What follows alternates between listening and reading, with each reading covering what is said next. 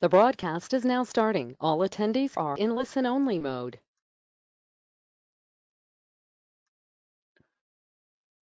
Hi everyone, thanks for joining us today for this special webinar, our first of our COVID-19 Thought Leader series. In these presentations, we will be getting industry leaders in to share information to help you through this challenging period and support your clients. My name is Liam and I'm part of the marketing team here at Netwealth, and today I'm delighted to be joined by our very own Head of Technical Services, Keat Chew. Keat will be examining and simplifying the key takeouts that matter to you and your clients from the federal government's stimulus packages, including the recently announced $130 billion Jobkeeper payment scheme. Before we hand over to Keat, I will just run you through some quick housekeeping items. We have applied for a CPD point for this webinar. To be eligible to receive that, you must have attended at least 30 minutes of this session. Also, it's only due to the short turnaround. We hope to get that in the next week, but please be patient in receiving that in our follow-up email. Also, in our follow-up email will be a recording of this webinar along with the slides. And if there is anything you would like to ask Keat today, we will be saving some time at the end for questions. In your taskbar, which you can expand on your right, there is a question panel. So if you want to find out anything from Keat, just type in a question there. Just a heads up that due to the extra announcement on Monday, Keat has advised me that he has had to include some additional slides, and therefore the presentation may go for a bit longer than originally anticipated. But if we need to go over a bit longer than the hour to answer some questions, we will do so. A little bit about us here at Netwealth. We are now on our 20th year, and we provide an online platform to support financial advisors with a wide range of financial products and services to help you and your clients. So partner with us, an award-winning platform to start running your business the way you want to. Some of the key features include a market-leading advisor and client portal, a mobile app to help you and your clients access key info on the go, a wide range of investment options, suite of detailed reports, and some educational insights and research. As mentioned, we have our very own rockstar Keat Chew with us today, together with the other half of our technical team. That is Nigel Smith. He'll be helping us to ask and answer any questions at the end of the presentation. At Netwealth, both Keat and Nigel provide technical and legislative support to advisors on superannuation and financial planning matters, and they enjoy the challenge of developing simple and practical solutions to complex financial planning issues. That's what they're here to do today. So Keat, I won't hold you back any longer. Just handing you over the controls now, and please take it away. Thanks very much, Liam, and good afternoon, everyone on the line. Hope you're all safe and well. Certainly we are isolated on our own, each on our own. So Liam is in a different location to me, and Nigel down by the beach. Hopefully you're all well and safe, and remain in isolation as prescribed, and not down on Bondi Beach somewhere. And hopefully listening into the webinar. It is certainly an interesting time, certainly one which I've not been through before in my lifetime. So hopefully this is just in once in a lifetime type experience. And I've never seen that many initiatives which costed in total 320 billion being passed through that quickly and mobilized that quickly in the last 2 or 3 weeks. It's fair to say a week is a long time in technical these days. So certainly last week has been pursuing the changes and making sure, and could hardly almost keep up with it. And especially when further changes were made on Monday, all good. And this is where we hope to share with you what the potential changes and what implications are.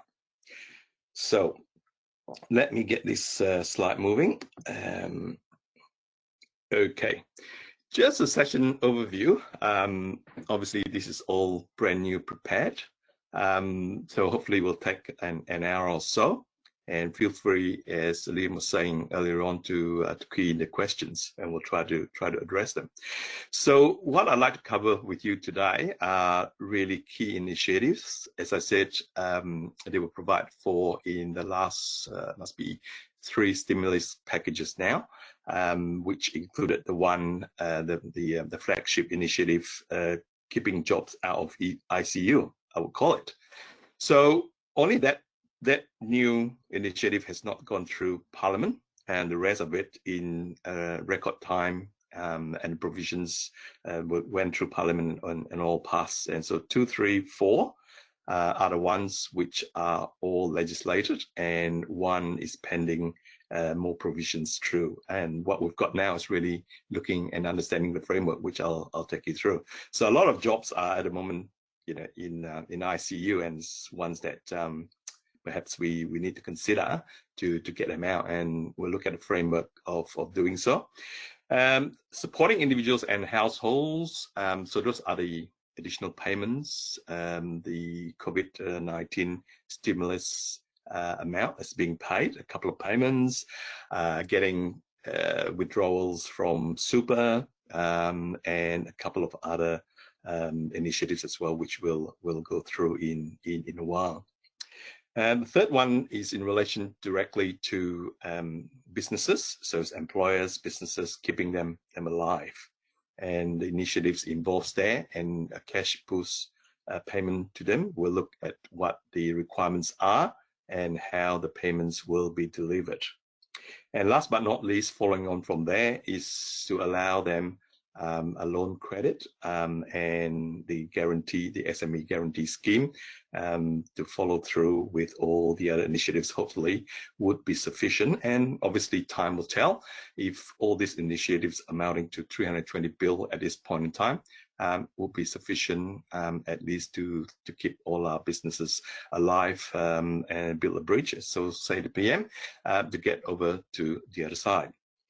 Now, I will finish off before Q&A, and that's flattening the curve. And this is not quite the CV19 curve that's being referred to, but certainly this is a curve of distress, curve of financial distress for everyone, including 100% of our clients. And at the moment, it's a steep curve upwards.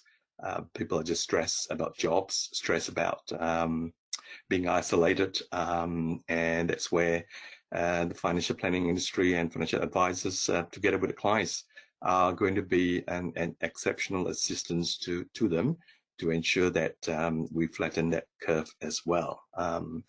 It's not just a virus that would kill.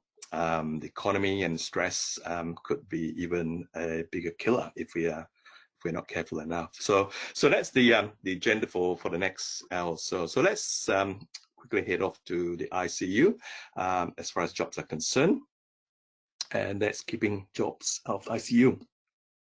So this is the flagship initiative from the government, and let's look at what is being told to us. This has not been legislated. It's pretty much fresh from Monday, so we pretty, other than what you can read in the papers or listen on the TV and watch it on TV, then these are the details that you should be aware of. And certainly those of your clients who are in businesses or self-employed in businesses need to consider, and hopefully can access the scheme to help out the employees. So pretty much it applies to any businesses which are significantly impacted by the virus outbreak, and we'll look at what the criteria are to be assessed as such. So this is a scheme. This is a scheme by the government to keep jobs going. So it is indeed a wage subsidy, and unlike any other schemes whereby the payments are directed to employees directly, this is one where it is an employer-initiated scheme. So it cannot be applied by the employees, and it's only upon employer satisfying certain criteria that they could apply to be part of the scheme.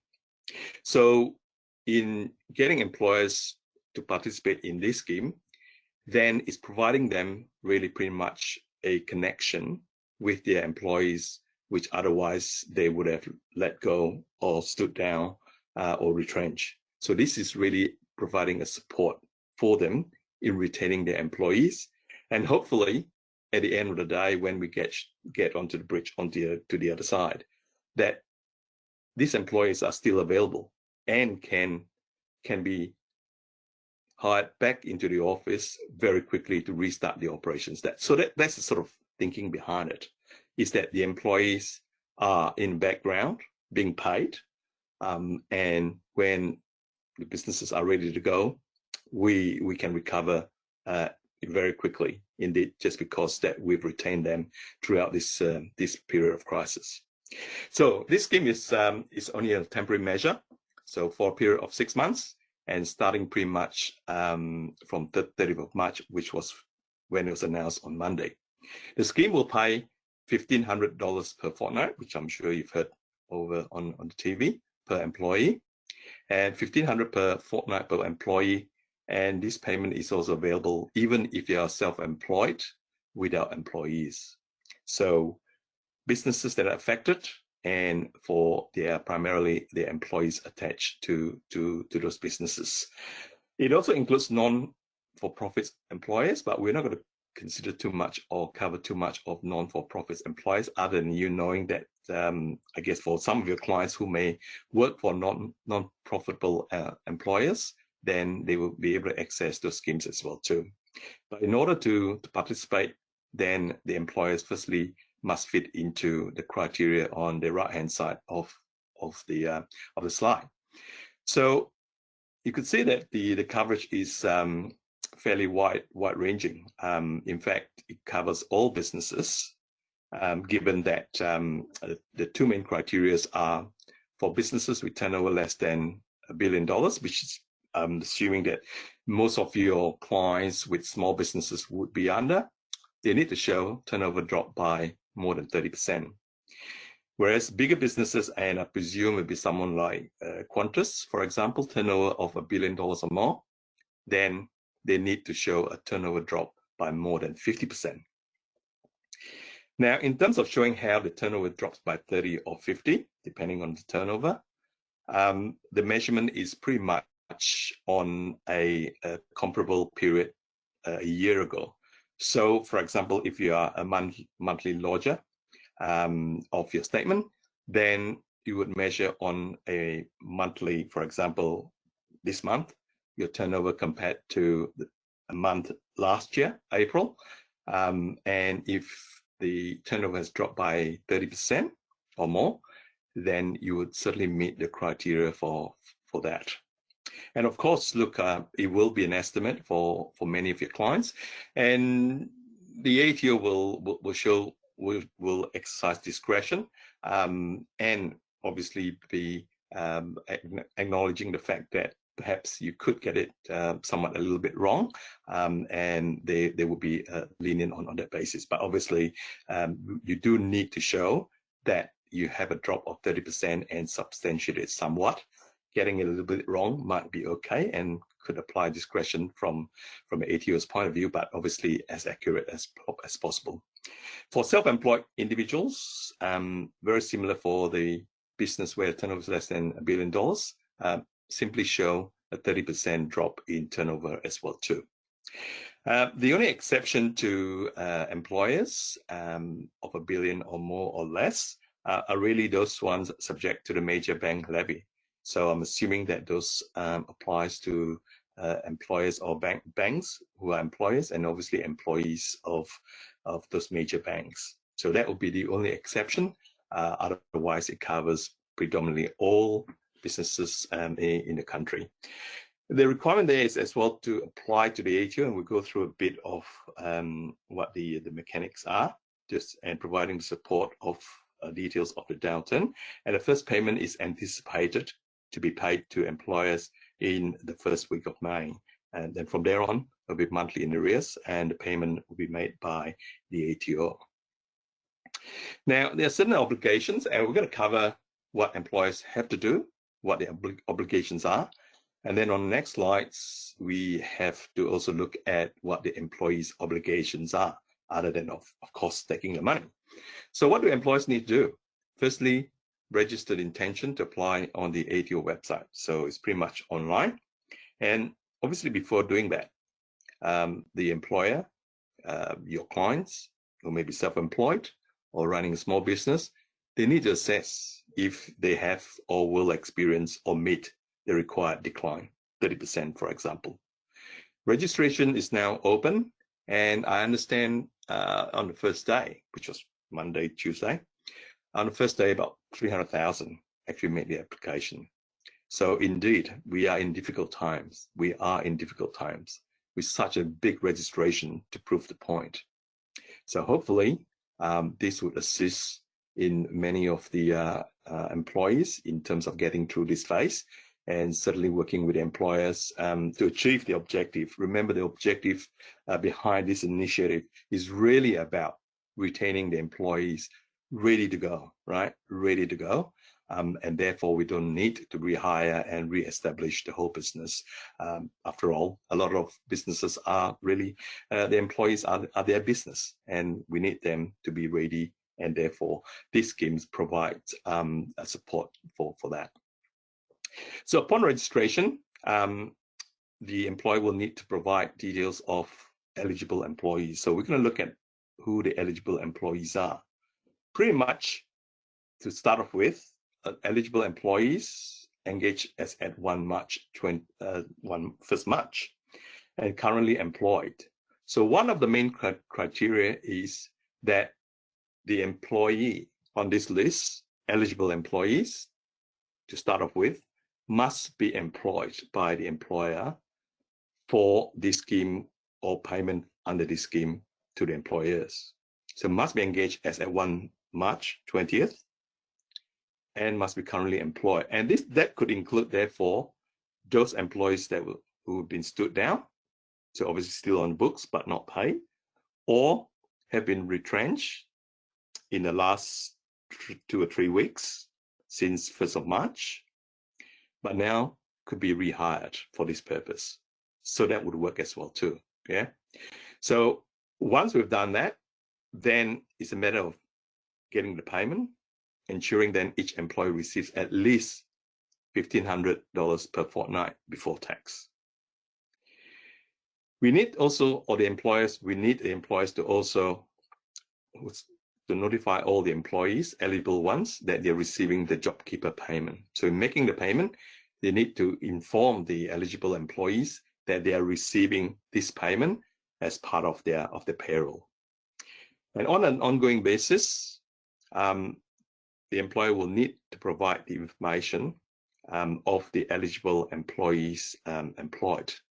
One thing which we are not quite certain is, do you have to provide that 30% decline report on a monthly basis?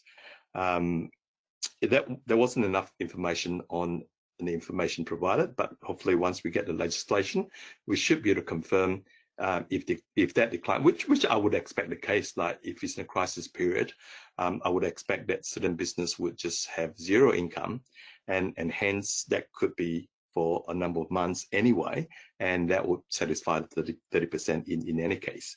But we will need to clarify if that needs, just in case, if the business improves and at some point in time could be less than 30% decline compared on a last year basis. So at this point in time, I would have to assume that that would be required, but certainly we can certainly confirm once we get more of the legislative provisions behind it. But one main thing is obviously providing the number of eligible employees employed. Obviously, that could change on a monthly basis. Now, who are the eligible employees of eligible? So you've got to be eligible employers to start off with. Then what we need to look at is really eligible employees.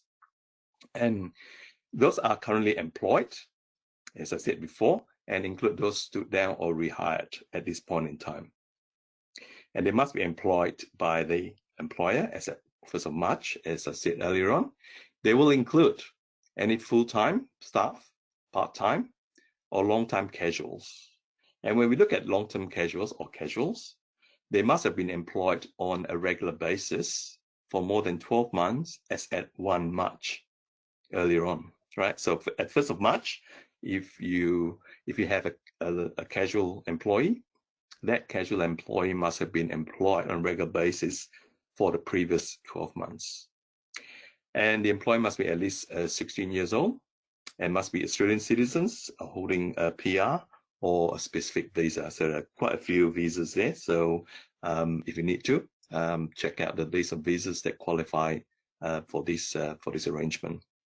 And one thing which is important too, some of your employees might have a number of employers, right? Could be part-time jobs with 3 different employers. The employer concerned, where the payment is going to be made for that particular employee, has got to be sure, or at least the employee needs to tell the employer that there's been no other Jobkeeper payment from another employer other than the one that that's going to be paid from. Now, as far as self-employed are concerned, similarly, commence registration, register interest from 30th March. Need to provide the ABN for business, got to nominate individual to receive payment and provide the individual's TFN. Same monthly update required. And the difference there is the payment will be made directly to individual bank account as opposed to an employer for employees. So that's roughly how that would work and what employers need to do and the types of employees that would qualify under the Jobkeeper payment scheme. Now, what are the employees' obligations? Obviously, the first step would be, or the employees would hear about this would be from the employer. They would receive a notification from the employer to say, hey, we have as an employer registered scheme and we're receiving the Jobkeeper payment, which will be directed to you, right? And in most cases, as an employee, there's nothing need to be done. It would be paid through the normal payroll. Now, there will be some circumstances where the employees will have certain reporting obligations. Firstly, if the employee works for a number of employers, multiple, as I said before, part-time job, 2 part-time jobs with 2 employers, you have to notify with one of them as being the primary employer. So only one employer is making the payment. So no double dipping, triple dipping, right? Just one payment of $1,500. That's how it should work. And remember as well too, we said that this payment is only in relation for Australian citizens or PR or certain visa status. So hence, if the employee is not an Australian citizen, need to inform the employer of what the visa status is, just to check that the payment can be made. And following from there, remember that if someone is lost a job, they could be seeking out job seeker payment, right? So, or the dole. So if an employee is receiving an income support payment and the employer now informs this particular employee that that they will be due for a Jobkeeper payment, they need to notify Centrelink, because the Jobkeeper payment, when paid, is reported as income for Centrelink purposes and will impact other income support payment. Okay, so those are the obligations of the employees to make sure that you're not being overpaid, and certainly that you're entitled to the payment. As far as tax is concerned, a Jobkeeper payment is pretty much part of your salary and will be considered as a normal taxable income for these purposes. So report it as income for Centrelink, which might impact other benefits from Centrelink, and for tax is considered as normal taxable income. All right, that's what Jobkeeper payment is as far as the employee is concerned. So how are the payments going to be made? It's through the normal payroll by the employer. So how are those payments in relation to the amounts that you normally would receive? So for example, if an employee receives $1,500 or more in income per fortnight, we're talking about all pre-tax. Then if someone is receiving $1,500, say $3,000, right? That's a good example. If someone receives $3,000, so more than $1,500 or more in income per fortnight pre-tax, then you keep on receiving that regular amounts. And what happens there is that the $1,500 Jobkeeper payment is made to the employer, and pretty much is subsidizing that $3,000. It subsidized part of that income. Now, what if the employee is receiving less than $1,500 per fortnight? Say, for example, $1,000. In that instance, the employer must still pay $1,500 because the employer would have received $1,500 per fortnight pre-tax. So in that case, $1,000, you will now receive $1,500 instead. What happens if you stood down? So if you stood down, you're not getting anything.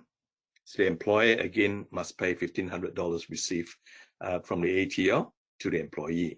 Okay. Your next question or thinking about this is, what about super, right?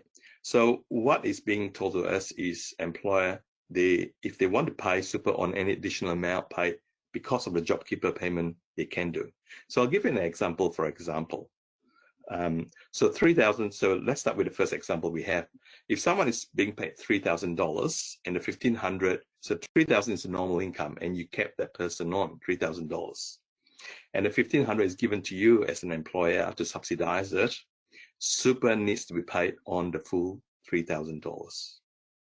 The other example, if someone is being paid $1,000, so that's a normal income, yeah, it's a normal income, 1,000, and now you're paying a 1,500 because you're getting a $1,500 Jobkeeper payment to make payment to your employee.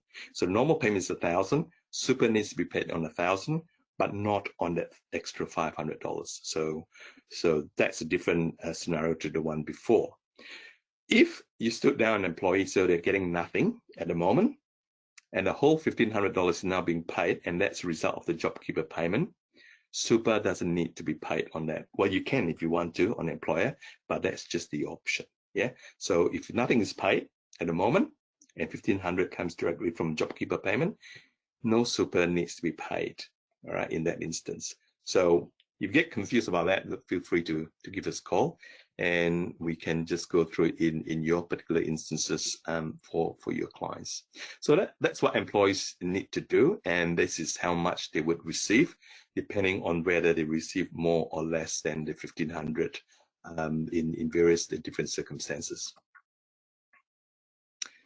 So in summing all that up, is a few points that I like to bring to your attention, right? And that's where hopefully we can add a bit of value and a bit more thinking around what perhaps your employer clients or employees clients would need to think about. So I think overall it's a great initiative. I think it's a great initiative to possibly keeping the Australian unemployment rate down to a single digit. A lot of numbers have come up in the last couple of weeks, especially because of all the issues of problems that virus have caused to the economy. That perhaps the unemployment rate could be up as high as 12%. Hopefully, remembering that Jobkeeper, and remember there's a job seeker, which we're going to discuss in a while. Taking people off job seeker or off the dole and keeping them in a job and as part of the Jobkeeper payment, then that would reduce the unemployment rate. So that is a big possibility there, and it would be great to see it in the single digit, probably still in high single digit, but likely to be the single digit if this works out all right. A good thing for the employees and reducing their stress level. At least they get to keep a job and earn an income, right? $1,500 helps, certainly. And if you look at those, and as described in the previous slide, someone earning $1,000, for example, less than 1,500, they are actually receiving an effective pay rise, right? Remembering that the scheme is only for 6 months, but nevertheless, if you earn less than 1,500, you are actually getting $1,500. So effectively a pay rise. And for employees as well, considering, well, is that, should I just go on to job seeker, right? And again, look, it should be considered together with employers as well too. For employers, they need to think about whether they do want to participate in the scheme. Remember that if they don't participate in this scheme, the employees get nothing from this payment. All right. So for employees, Jobkeeper payment is higher than the job seeker payment. And you will see later on that even the doubling of it, or with the supplement, roughly works out to be about 1,100. And this is a straight 1,500. right, per fortnight. So certainly from the employee's point of view, the Jobkeeper is a much better option than the job seeker, right? Which you will see it when we address the job seeker payment in next few slides.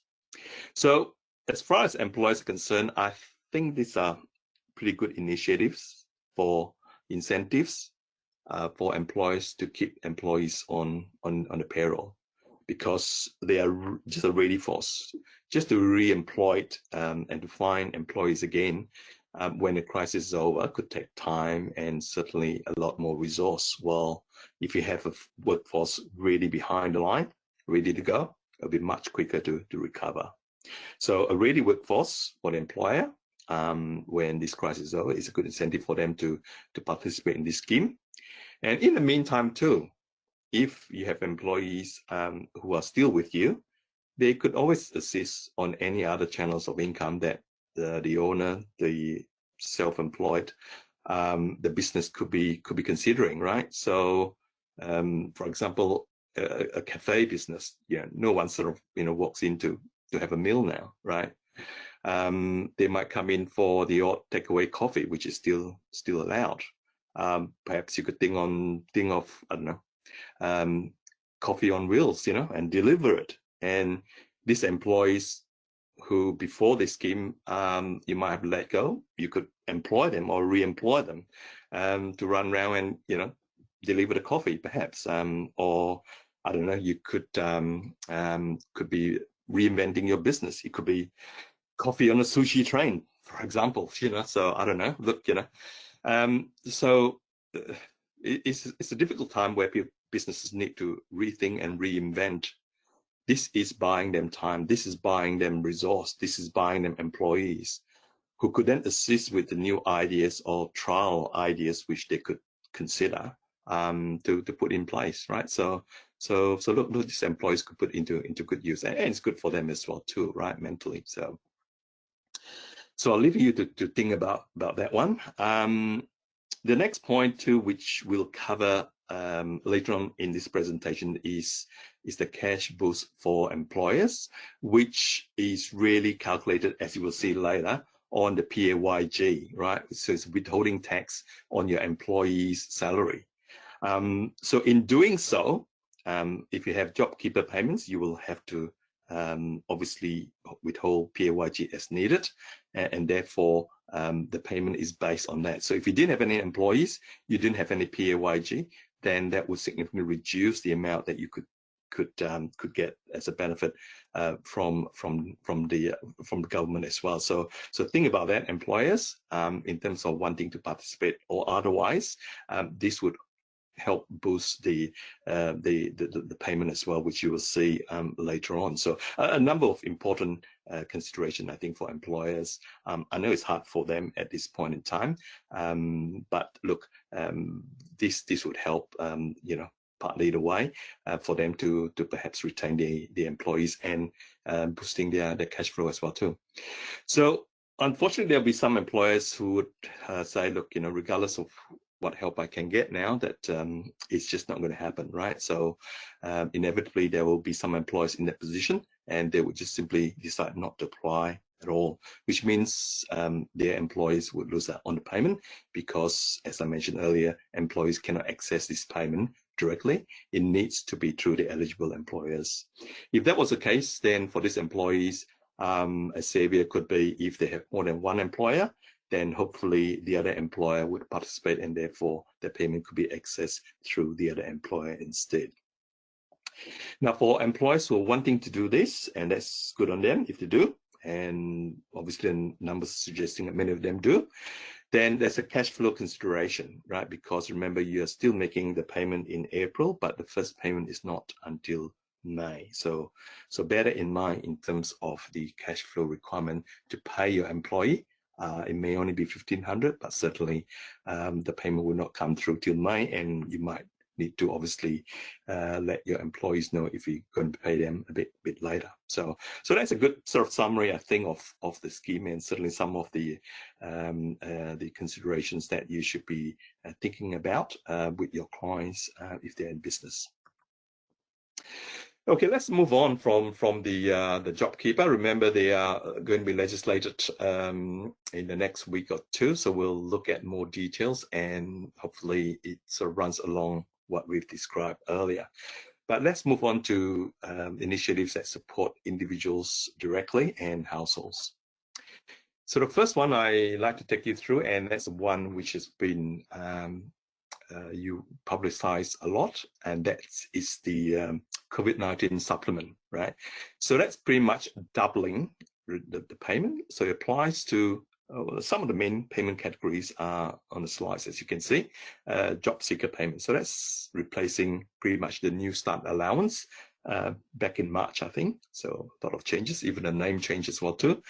Job seeker payment, or otherwise known as the New Start allowance. So pretty much what it's doing is, as a supplement, it's just doubling the payment that one would normally get. So from $550 to roughly about $1,100 per fortnight if you're on a job seeker payment. And that supplement will be paid for 6 months, starting in 2 or 3 weeks time on 27th of April, right? 27th of April. So a couple more categories and a couple of categories not mentioned on the slide there. So main one we should be obviously concentrating on is the job seeker payment. On top of that, on top of the supplement, the government has also relaxed some of the rules and expanded some of the access to the state, to the income support payments, primarily job seeker payment. So it's been expanded to include residents, Australian residents that are financially impacted by the virus, and so long as satisfied the requirements. So it covers employees who are stood down as well too, and it covers those self-employed too, where their businesses might have been disrupted or destroyed completely by the drop in the economy and caused by the virus. So hence, it's worth checking out if they meet the requirements to access the job seeker payment. So it's a lot wider than what the previous definition for New Start allowance. So definitely been relaxed and expanded a lot more. On top of that, normally there's usually an asset test. So asset test is really looking what assets you've got. So for this purpose, for this 6 months, then the asset test is completely waived, but the normal income test still applies. In addition, the waiting period, the 1 week ordinary waiting period, the liquid asset test. So that's where if you have really available cash, and the Centrelink will work out how much time that you would have to wait given the level of cash that you've got, perhaps liquid, then there'll be a period of time before you will have to serve before starting to get payment. So that's waived as well too.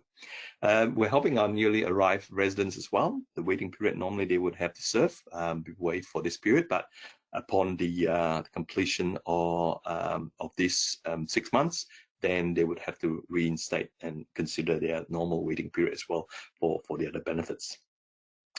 Having said that, any income maintenance periods and so this is like you had a redundancy payment, a lump sum. Then there is a period of time where you would be obviously needed to serve before you could start a payment. So that's still in place.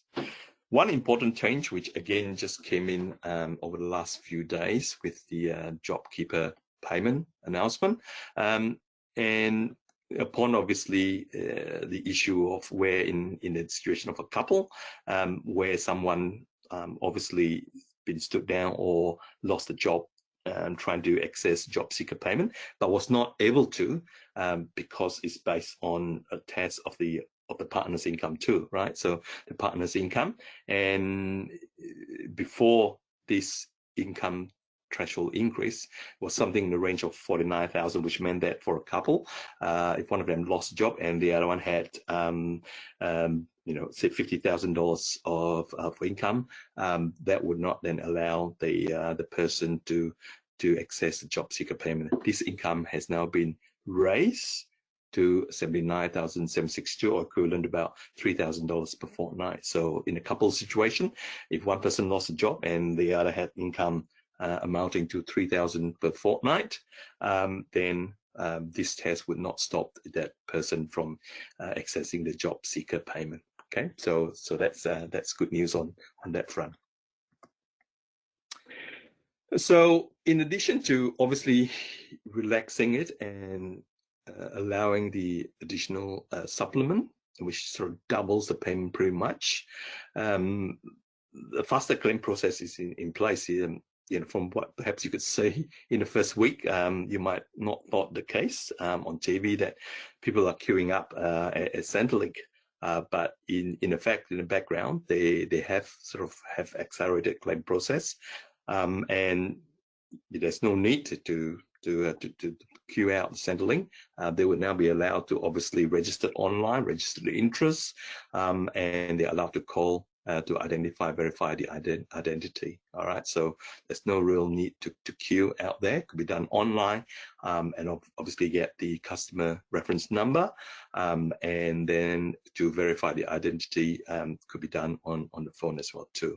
So pretty much a slimmer, accelerated process, more streamlined application process. In fact, there are a couple of documents which would not be necessary for this purpose compared to under normal times. So in terms of the strategic consideration for your clients and impacts, then I would suggest that your clients should register as soon as possible to ensure that or at least through online, just to register the interest to secure the entitlement earlier rather than later. And obviously waiving of the waiting period is going to help the asset test waiving as well.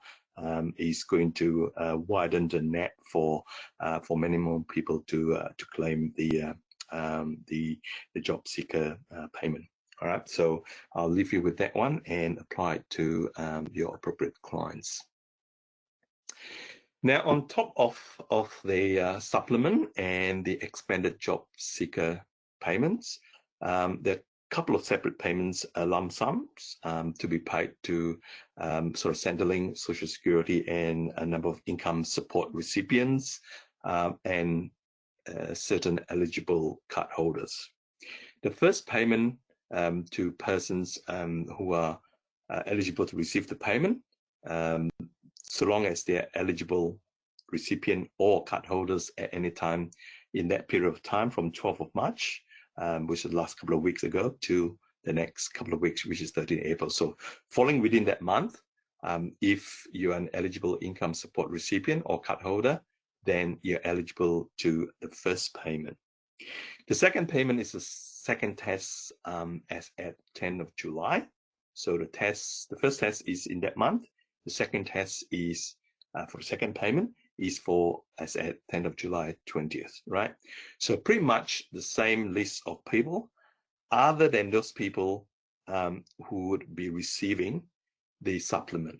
So as an example, for age pensioners, they would satisfy the first payment and they would satisfy the second payment as well, because they're not receiving the COVID-19 supplement. On the other hand, job seeker payment, right, because they are getting the COVID-19 supplement, they will get the first payment of $750, right, because they're job seeker between 12th of March and 13th of April, but they will not get the second payment because they are getting the COVID-19 supplement. All right, so that's the only main difference there. So those payments are tax-free and they're not income for Centrelink purposes, right? So this is quite different from obviously the Jobkeeper payments, where it's taxable and they're income for Centrelink purposes. Now, who is eligible for the payments? There's a long list of income support recipients, so I will not be listing all here. I'm just showing you some of the major ones. So we said age pensioner will be due for both payments. Job seeker, the first payment, but you're getting the COVID-19 supplement, will not get a second payment, all right, and so forth. And Commonwealth Seniors Healthcare card holders and a number of other ones as well too. Now, if someone to lodge the claim now for any eligible payment or concession cards between that 12th March and 13th April, and obviously takes time for it to be confirmed and granted. If you did that, you lodge a claim and you subsequently granted the appropriate eligible card or income support payment, then you will receive the payment as well too. First payment automatically from 31st of March. I understand some payments have been paid out already. So it should be a payment due anytime now. And in fact, I just checked with my daughter as well before she left for uni this morning, and that she hasn't received a payment, but I understand some would have already. And the second payment is from 13th of July, 20th onwards. So what are the considerations for some of the clients? Remembering that, look, in the last 3 weeks, it's an environment that we've never come across. A significant drop in value in such a short period of time. And for some clients who may not be on age pensions, for example, or eligible for any of the income support previously, the fall in the asset values, the changes that we are going through today may suddenly entitle some clients apply for certain Centrelink payments or concession cards that actually meet this requirement at the very minimum. Yeah, so think about some of those clients. They may not think they were ever going to access Centrelink. Times have changed, situations change, and they may actually be able to access one of those payments, one of those cards, and therefore be eligible for the payment. So think about some of your clients that might be in normal times you would not have even considered access to any Centrelink, but now they are under a different situation, at least for the time being. Okay. All right, let's leave Centrelink alone and let's move on to super. Okay, so that was pretty much expected, very much expected. Temporary early release of super. Of course, the normal grounds for early release are still available. So this is on a temporary basis, and there is a time frame for this. Firstly, let's look at the eligibility conditions. So if someone is unemployed, that will be one of the conditions of release that we could access under this particular scheme or payment. If someone is eligible for job seeker payment and so forth, and a list there, that will be eligible for the withdrawal as well too. So remember, this is a limit time withdrawal up to $10,000, right? And 2 times you can do it. One in the period up to before 1 July for this financial year, and then another 10,000 for limited time in the next financial year, which we'll look at in more detail. The third condition is on or after 1 January 20th, if someone's been made redundant, then that will be a condition that could meet this requirement, or work hours being reduced by 20% or more, or same with sole trader or self-employed, business suspended, or 20% turnover reduction, right? So let's not confuse with all the other payments. This is really for a release of your super payments of $10,000, right? Twice, possibly. Now, some of you might consider the question, okay, look, if I get a job seeker payment, then can I access? Yes, you can, because that's the second point there. What about if I'm getting the Jobkeeper payment, right? So let's think about that one. If you're a Jobkeeper payment, that means you're still employed. You're not unemployed, and you're not eligible for the job seeker payment because you've got a Jobkeeper payment. So the only possibility is still possible, because you could have a Jobkeeper payment. And if you look at the third point, you could be made redundant and now, I guess, rehired. Or you could be more likely your working hours reduced by 20% or more, right? So, look, we need to really consider what the criteria mapping to those eligibility conditions, right? So it's possible to have that, but if you don't meet those criteria that you could see on the screen there, then access is not possible. Okay, so in terms of how much can be withdrawn, assuming that you meet one of those criteria, is firstly up to $10,000 before 1 this financial year. That's the easiest way to describe that, or the rest of this financial year, only one application is allowed. An extra amount up to $10,000, another $10,000 from 1 July 20th, but you've got limited time to do so, and it's going to be done by 24th of September. Okay, so July, August, September, pretty much just under 3 months to do so. How's that done? Certainly don't come through to us directly or any funds. It needs to be done online through MyGov. Okay, so you got to certify that you meet the eligibility criteria, one of those on the left. And the ATO is the one, again, and I keep on saying and saying again, look, yeah, public servants, they do need to do some work for us. And this is another part of the job, their job. They'll process the application and they'll issue the determination. They'll issue a determination to us if you're with Netwealth, and therefore we can then make the payment directly to the individual. Good thing is the withdrawn amount is tax-free and there's no impact on Centrelink. Okay, so tax-free amount and no Centrelink impact. So what are the considerations here? And what are the other things that you need to consider with your clients? As I said before, only one withdrawal allowed per period. So if your client needs a maximum of 10,000, and you do have more than 10,000 in the accounts, you should make it in the application for a full payment, right? So if you thought, look, I need 8,000 now, and then I'll do another 2,000 in May, you can't do that, right? So it needs to be in one application. So if you want 10, put down 10, and that's the amount that you would received. Obviously, my concern is that early withdrawal, yes, it's tax-free, and if you need the money, yes, you would access it.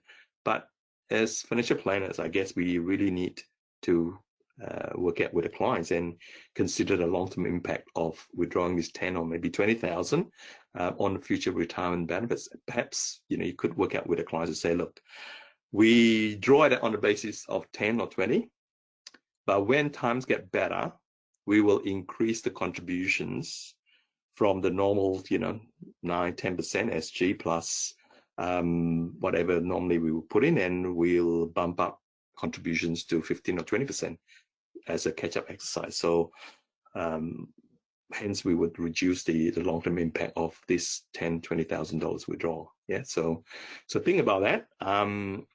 As much as tax-free, process seems easy enough, and you could meet the criteria. What are the impacts of withdrawing this 10,000 and 20,000 on the future retirement benefits of the clients? And if we put in a long-term plan to try to recoup in good times, then that would be a good basis to do so. Yeah. Now, with this 10,000 being tax-free, obviously it doesn't impact any other interacted areas of tax. That includes if someone is under age 60, that's when normally a payment like this as a lump sum would attract tax. And certainly we would try to work it out on the basis that if we could access the low rate cap, then it will be tax-free. So this tax-free amount doesn't affect it for 215,000 for this financial year. So of course, if you need the money, you could indeed meet the criteria and withdraw the 10 plus another 215,000 as well too, in terms of for cash flow purposes. So the low rate cap to 15,000 is also available as normal if the cash is required for this purpose. All right. So look, I'll leave you with all the conditions there. Let's understand that this is really for the purpose of making sure that people can tie over with better with this extra 10 or 20,000, and that's not pretty much any further strategies that I like to push in this area, and pretty much consider the points that I've got here are the ones which are critical ones that for your clients to think about. So let's move on. Pension minimum and deeming rates. So very quickly on that, we've seen this before some years ago, and that's just halving the minimum rate. So is to consider table is just halving the rates for this financial year, and that's in place already. And the deeming rates change down to 2.25 and 0.25. In fact, they will just change in March, right? 12th of March, I believe. 2.5 and 0.5 respectively. So we've changed again, reflecting the low interest rate environment. The considerations here are that as far as the pensions are concerned, so if you have met the 2% already, and if you don't need any further payment, you could request for the payments to be stopped. So for those of you who are with Netwealth, then just check with us as to what the process is as far as stopping the payments, or just get a summary of what we're doing as far as the process is concerned. But certainly, if you had done the 2%, if you didn't need the extra cash, you could you should request for a stop of the further payment, right? Because if you have excess, we just cannot really put it back into accounts other than by way of contributions, and that's assuming that you can make the contributions of the excess. And with the deeming rate reduction, so some clients might be able to access a higher Centrelink pension due to the less deemed income as a result of that. So again, linking it back to the previous payments, for example, accessing the eligible card holders for those payments, this might help as well too, depending on what test we are having to qualify for the additional income support or a new sort of concessional card. So I'll leave you with that to think about this couple of elements here. So move on to the next area. So we've been looking at supporting the individuals and the households. Next is looking at the businesses themselves, right? The business themselves, and looking at employers. And this is an important part of ensuring that the employers and businesses are kept alive. So you would have heard in the last couple of weeks how the government intend to help out small and medium-sized businesses, and that's by way of providing them a cash benefit of up to 100,000 and with a minimum of 20,000. What we like to know is how that works, right? So that your client employers are able to understand what is in store, how to achieve the best results. So it applies to all businesses with turnover under $50 million that employ workers. Okay, so that's pretty much most of your clients, I would assume, right? And the requirements are that it needs to be an active business and must have held an ABN, so business, as at 12th of March earlier last month, and must have made some eligible payments requiring PAYG withholding, pretty much salary. So employees and paying a salary, whereby as an employer obliged to hold PAYG withholding payments. Okay, so that's the way it works. The benefit is going to be calculated on how much PAYG has been withheld. Okay, so interesting concept, but I guess, look, the infrastructure is in place. It's a quick way of getting the money through. I've known of countries where, well, a good example is Malaysia, is just trying to pay individuals. And individuals are out there, as citizens say, oh, how do I claim that? There's no infrastructure to make the payment direct. So this is really a basis, the infrastructure that is available that can get the money out quick. All right. So it's based on the PAYG. So you need to have employees, you need to have salaries where PAYG is withheld, and the benefits is calculated on how much PAYG is withheld.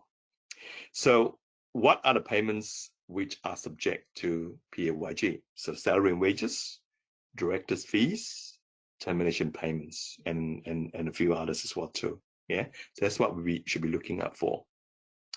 So the maximum payment, so there are two payments in this instance. The maximum payment is 50 and it's a minimum of 10. So I'm going to explain how the minimum of 10 applies as well too. One additional criteria is the business must have derived income in the 2018-19 year, or must have GST sales since 1 July 18 and lodge a return or activity statement by 20th of March last month.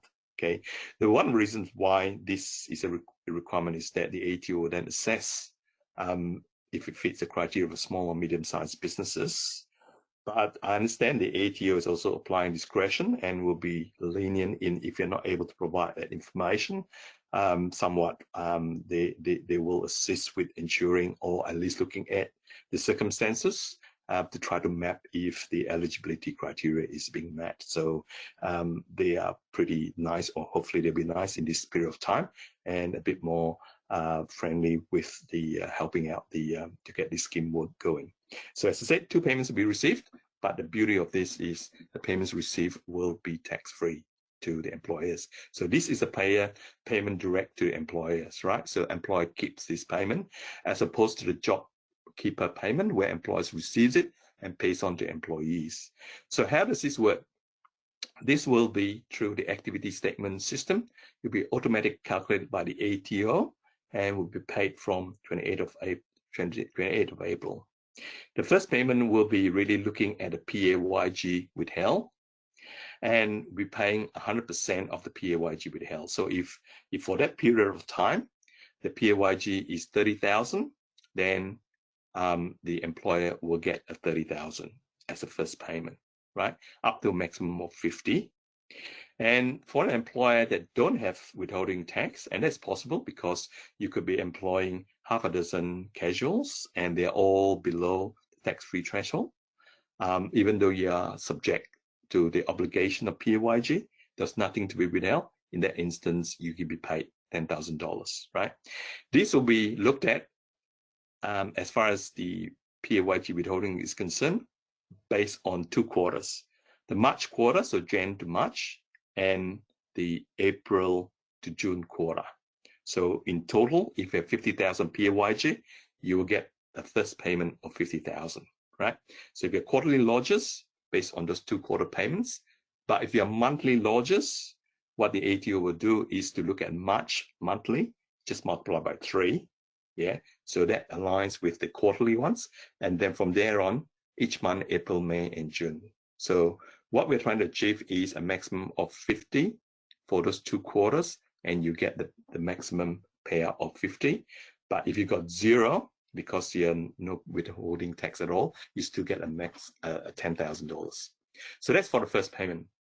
The second payment is a lot simpler.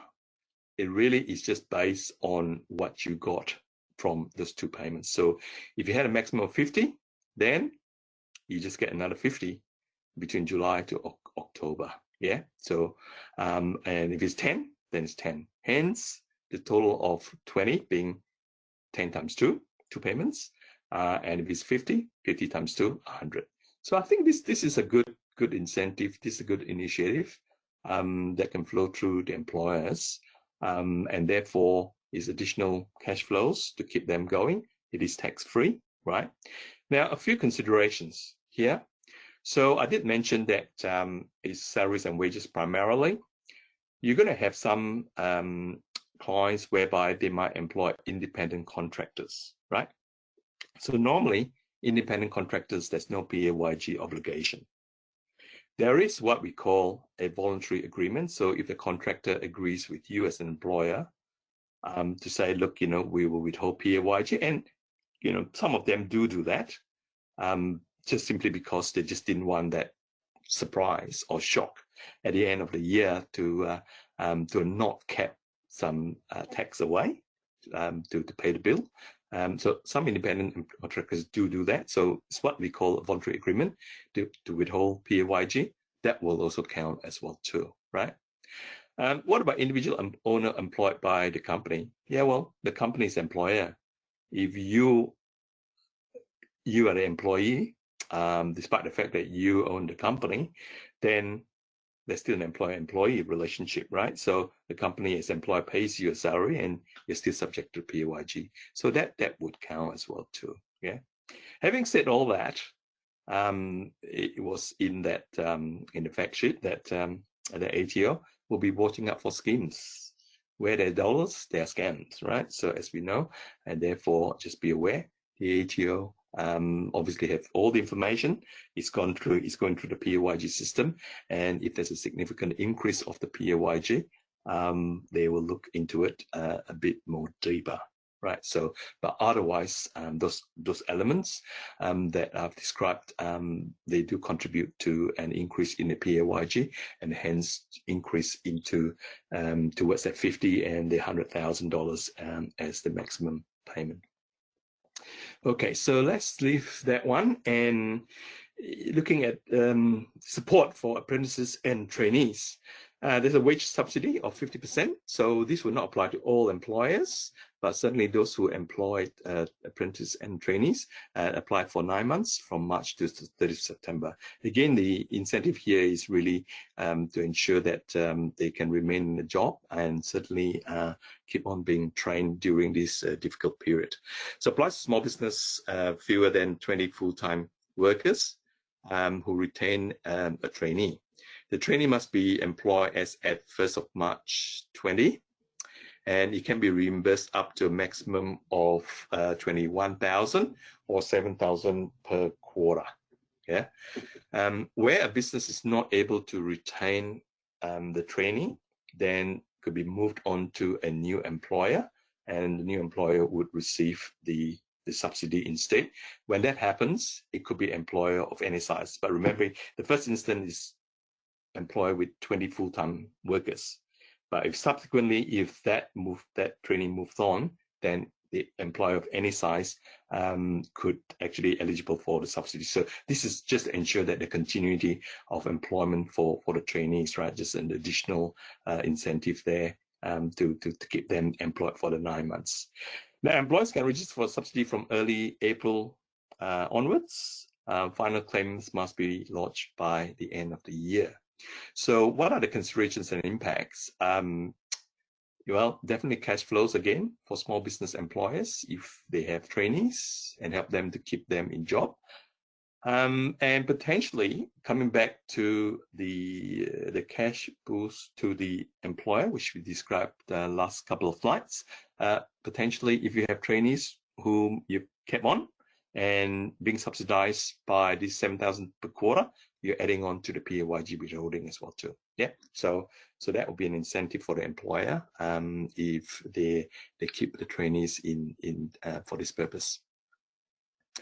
Okay, so let's move on to the next one, which is more tax related, instant asset write-off. We've seen this before. I've mentioned it in a number of budgets, federal budgets, and simply it works in the same way, except that we're just increasing it for any assets costing less than 150,000, so up to 150,000, and applying for any businesses up to 500 million. Right, so it is really pretty wide and trying to stretch out to a lot more businesses and stretching out to a lot more assets, just to, you know, when we're ready for a recovery, that everything is in place and ready to run and go.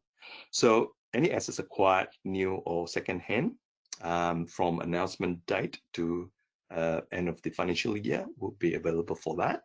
Applies on the per asset basis, so you can write off a number of, you know, $140,000 asset, right? And if you miss that, then from 1 July back down to $1,000. So for those businesses that can afford to do this, obviously, you know, purchase the asset before this particular time, and it's the immediate write-off will allow the cash to come back a lot quicker and provide further working capital, you know, perhaps to pay the employees during this difficult time. So instant asset write-off can be pretty useful, but a lot of small employers might not be immediately thinking of this for the time being, and I can fully understand why, but it is available. All right. So another step forward with this, on top of the 150,000. So this applies to if you purchase assets which are even you know, costlier than 150,000. So if you had one which is under 150, you would just immediately write off. But if you have one which is like $300,000 asset, and machinery, for example, then what it's saying is you get a 50% upfront depreciation, and you also have the remaining depreciation as well, under normal rules on the balance of the costs. So it applies to only businesses with aggregate annual turnover less than $500 million. So it's not quite applying to your cafe style employers. Well, unless you have a coffee machine which is $300,000. Better than make really good coffee if that's the case. But obviously those medium-sized manufacturing type businesses where the machines could be up to that sort of cost would benefit from this. So it only applies to assets which can be normally depreciated under Div 40, which is capital allowances and normal depreciation. It doesn't include buildings where you'll be allowed a building's depreciation. Don't apply to those ones. So example for you to have a look at is a truck. And for manufacturing companies where they need a truck, 260,000. So upfront is 130, and then you have 15% normal depreciation on it. So it's 19,500. So in total, you could write off 149,500. If for a company with a tax rate of 27.5%, remember those turnover with I think 50 mil, the tax rate is now 27.5%. Then it results in equivalent of about $30,000 in cash flow to the company, or not having to pay tax on it. Yeah. So in terms of the strategic considerations, good initiative. Doesn't apply to everyone, but certainly where if a medium-sized business looking at putting in capital asset which amounts to more than 150, then make sure you do it within that time. Unlike the 150 write-off, which only applies to end of the year, this goes on to the next financial year, 30th of June 21. So remember this particular initiative for your bigger clients. Last but not least, just like to quickly go through you the measures put in place for financially distressed businesses. Firstly, in relation to companies, and then next in relation to individuals. For companies, you may or may not know, creditors can issue statutory demand on the company, and that's usually the start of the process to get a company into liquidation. So normally you would, before this change, $2,000 will be what is needed to be owed for this to be issued. So now that's been increased to 20, and upon issuing that demand to the company, then the company need to respond, and response time is been increased from 21 days to 6 months. So that is another step of the process to put a company into liquidation. So therefore, a higher threshold before the demand could be issued, and a longer time before a response need to be made, right? So those two measures, 6 months only, okay, during this crisis. For individuals against bankruptcy under the Bankruptcy Act 66, then again, you could initiate bankruptcy on an individual. At the moment, 5,000 before the change, but now increased to 20,000. And it also increased the time for response to the bankruptcy notice from 21 days to 6 months. So therefore, if someone is owed 10,000 and you can't initiate that bankruptcy proceedings, and if it's 20, you can start doing that, but response by the person can now be increased to 6 months before the response need to be provided, and during that time, obviously, you can't go into bankruptcy.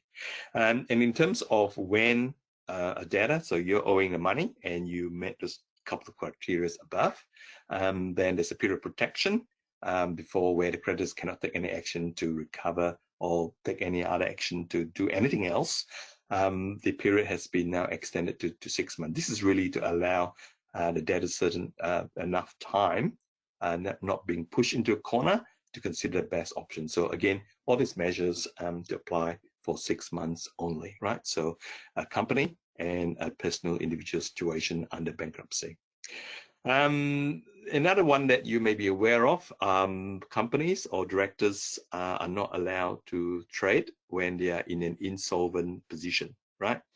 So the moment a company goes insolvent, or the directors believe they're insolvent, then they have to stop trading. So the difficulty with this is that if not for this change, then the directors might have to make very quick decisions to obviously ensure they're not personally liable, to ensure that they put themselves into an insolvent position and stop trading. So directors will be relieved of this duty for 6 months. Relief of duty to trade insolvent for 6 months, right? And it only applies on debts obviously incurred in normal course of business. But if you intentionally use this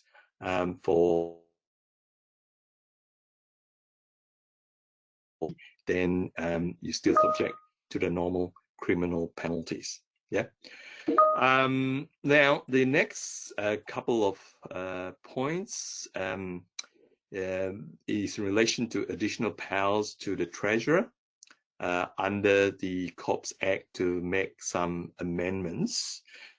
Because remember that the Parliament has been obviously been busy with various provisions, and they're not due to sit until August, but obviously with the Jobkeeper payments, they are meeting, but obviously not meeting on a regular basis. Hence, what this is allowing is to allow the Treasurer to make modification in the instance where there might be certain relief required from specific obligations under the Act for various parties, and hence the power to amend without the need to go through the Parliament. This again will apply for 6 months. So all in all, what this is doing is really providing breathing space for businesses to recover, right? So not throwing them off the cliff, right, in a short period of time and not able to make the right decision. So these are good measures. Obviously, having considered all the resources that are available, then if not possible, then we need to consider what measures to give them enough time to perhaps the best chance to recover, if that was possible. So let's leave all those issues in relation to employers' incentives protection, and let's look at the final element of this, and that's the virus SME guarantee scheme. So this is really allowing for businesses to access capital, right? So the government in this area is providing guarantee of 50% to SME lenders, right, for unsecured loans to be used for working capital. And SMEs up to a turnover of 50 million will be eligible to do so. And it's really improving the ability or enhancing the lender's willingness, given that it'll be 50% guaranteed by the government to provide the credit. Credit is perhaps a bit hard to access under the current environment, so this is going to allow a bit more security to SME lenders to be able to lend, right? So, and make it hopefully a bit easier for the access of capital. Terms, maximum size, 250,000 per borrower. The loans will be only up to 3 years, and with initially no requirement to repay for 6 months. The loan will be in the form of unsecured finance because the employers might not have any assets to provide as security at this current time, or asset which is much lower in value and could not secure finance under these circumstances. So no assets is required. But obviously, loans needs to be still subject to lenders' credit assessment processes. No change to that. And the scheme will commence sometime this month, April 20th, available up to end of September. So all in all, this is really assisting SMEs to access quick capital injection during this period. And I think in accessing this, obviously the business or the employers need to consider all the other incentives and all the other cash flows coming through, right? So they should really be doing a 6 months cash flow planning. Are we going to survive? Are we going to survive with the incentives? Are we going to survive with incentives plus a loan, perhaps? And all that just needs to be all considered, right? And that would give them the best chance to really pull through on the other side, cross the bridge. So let's bear this in mind. A useful loan scheme that your client might particularly need just to get them through onto the other side. So look, I will summarize all that, and thinking about the curve of distress, and pretty much get you to think in the right framework with your clients. And for individuals and households, their stress level is all pretty much going to be in the direction of retaining jobs and preserving their jobs, right? So for those ones who are able to take leave and help the employer, then maybe that's a consideration. And obviously, if they're going to be retrenched, then obviously they need to keep the money to last. And certainly then to also inform the employers, perhaps, they could take them back on based on the Jobkeeper's payment as well too. Yeah, so that will work in both instances to their advantages. So cash flow preservation and stabilization, once they've got the cash or whatever cash they've got. So the cash flow budget is important, thinking about not just the income coming in, the savings as well too, right? So which credit cards that I can preserve, which home loans that I can obviously delay.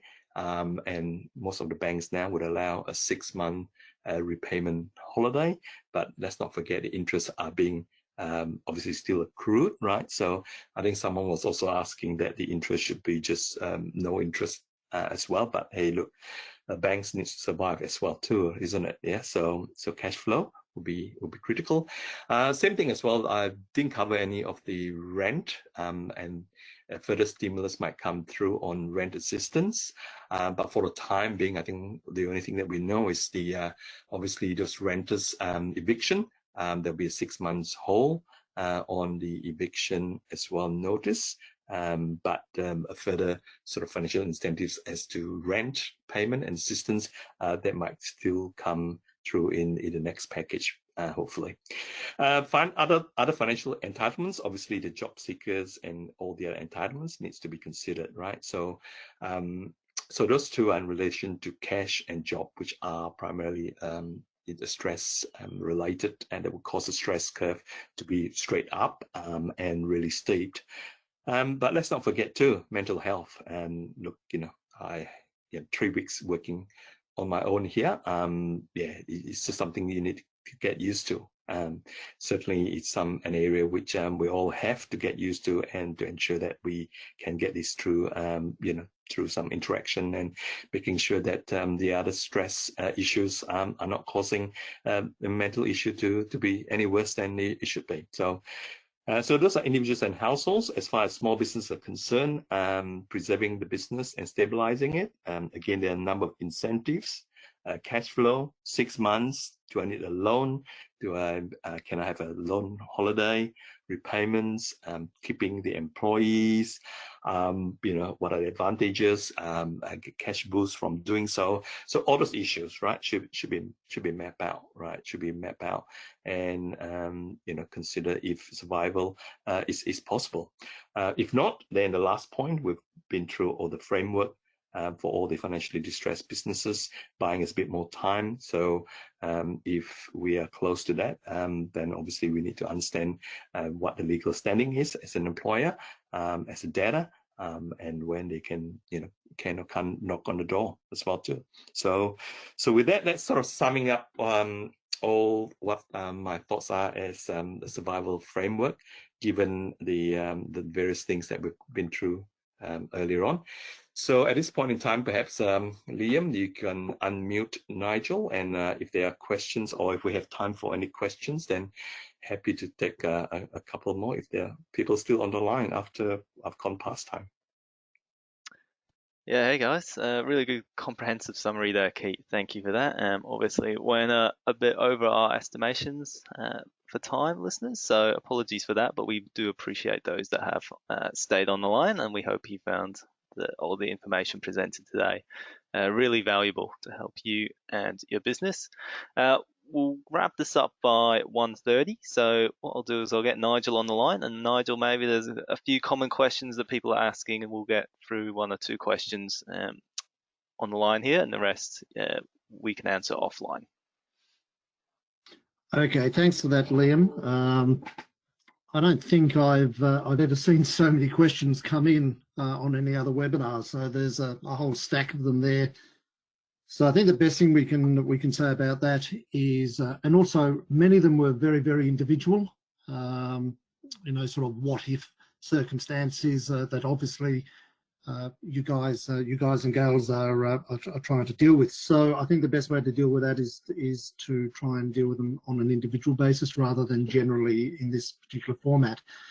But a couple of the sort of general ones, Keat, that we came through, and I think it probably just goes to show a bit of the confusion. One of the questions was, if you have an employee who's earning more than the $1,500 per fortnight and the employer is eligible for Jobkeeper, does the employer get to keep the $1,500? Well, if you pay $3,000, then you get a Jobkeeper payment of $1,500. So what you're doing is that instead of normally paying $3,000, you'll be paying $1,500 each, right? So the employer pays $1,500, and the government through the Jobkeeper payment will be paying the remaining $1,500. So your wage bill for that person has been reduced to $1,500. That's really what it means. And I think then on the opposite end of the scale, the question was, does it apply to those earning under $1,500? So I suspect the answer to that is, well, obviously, yes, the answer is yes, it does. But it means that that person who is earning, say, $1,000 is now getting $1,500, $500 from the Jobkeeper, so they've effectively got a pay rise. Would that be right? Yes, absolutely. So, so if someone is earning $1,000, then we still obviously got to pay the $1,500. Okay, so the employer gets $1,500, so you have to pay the $1,500 across to the employee. Yep, that's what I thought. Okay, moving on. I mean, there are a stack more questions there, but moving on, under the super withdrawal, one of the questions was, does the $10,000 withdrawal apply to self-managed super funds?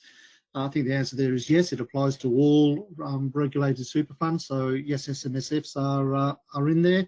And the other questions seem to be what happens in the next financial year. And I think, Keat, we saw this morning that they've actually put a date on next year when the program ends, which is from memory 24 September. Is that right?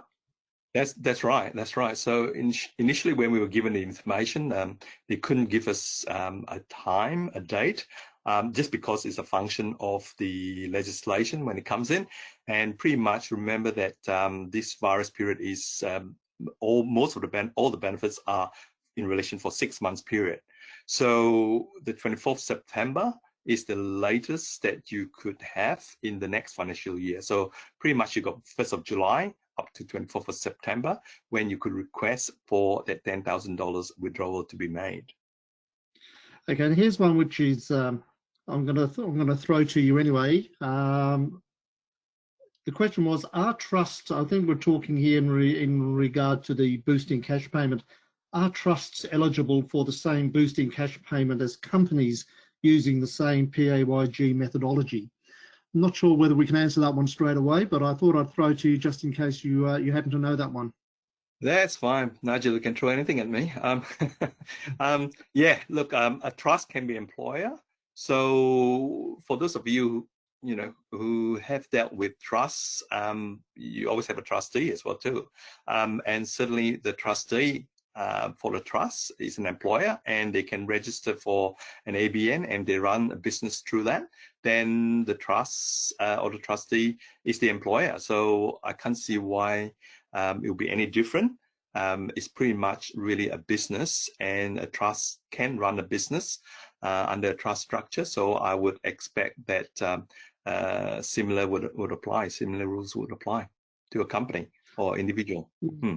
Oh, that's good. There you go. And I had to smile a little bit at this one. I think somebody's mind is working around the edges here. The question in regard to the asset write-off is, would a car qualify for an asset write-off? They might be looking at a $150,000 car from the sounds of things. What do you think about that one? Yeah, well, if the car is used for business, then yes, certainly, a ute can be a car, and certainly if it's used for business, yep, it's a business asset, then it's depreciated as normal as a capital asset for business purposes. Yes, it can do. Nigel, we might just have one more question and then we'll wrap it up. Yep. No worries. I was looking at the time there. I thought one last question. It was in regard to the minimum pensions, and it was whether or not the pension 50% discount also applies to TAPS and complying pensions. My understanding, the situation there is that the minimum applies only to account-based pensions, those pensions with a member account basis. So yes, it applies to TAPS, and no, it does not apply to complying or defined benefit pensions. Is that your understanding too, Keat? Well, yep, you can answer the question. I'm happy for that. So, but yeah, look, anything which deals with account-based pension would have to consider what the impact is as far as the reduction in minimum is concerned. Yep. So as I say, it's a whole stack there. Happy to answer the rest offline. Liam, if you can get that full list to us, we'll get back to everybody as soon as possible. Thanks for that. Awesome, guys. Yep. So last few words from me. Thank you all for staying online. I know I've gone way past, but there are a lot of information in there that hopefully that would help you out with yourself and the client. Yes, we'll be available. Netwealth is 100% available through this period.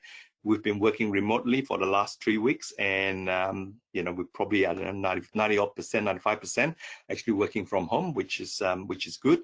But we're fully available, and nothing changed during this period. So, thank you again, and we look forward to doing a couple of these webinars. I think one I might consider would be perhaps on retrenchment. I think that's something which we haven't done for a while, and possibly another one on perhaps the survival tips for clients in this period of time. So I'm thinking of that. So hopefully maybe in the next month or so might do something along that line. So Liam, I'll leave you to finish off, and thank you all.